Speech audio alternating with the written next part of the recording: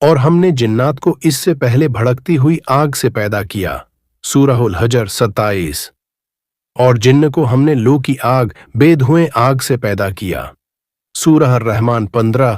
جنات کو خالص آگ کی لپٹ یا شعلے سے پیدا کیا گیا، یعنی وہ آگ کی توانائی یا روشنی دار شعلے سے بنے ہیں۔ ان کی تخلیق انسان سے پہلے ہوئی، فرشتوں کے بعد اللہ نے جنات کو پیدا کیا۔ جنات کے کچھ گرہ عبادت گزار اور نیک ہیں، کچھ نافرمان اور شیطان صفت، اور ہم جنات میں کچھ نیک ہیں اور کچھ اس سے مختلف، ہم مختلف راستوں پر ہیں۔ سورہ الجن 11۔ ان کے کاموں میں شامل تھا اللہ کی عبادت، زمین پر زندگی بسر کرنا۔ اسلام وہ روشنی ہے جو دلوں کو زندہ کرتی ہے۔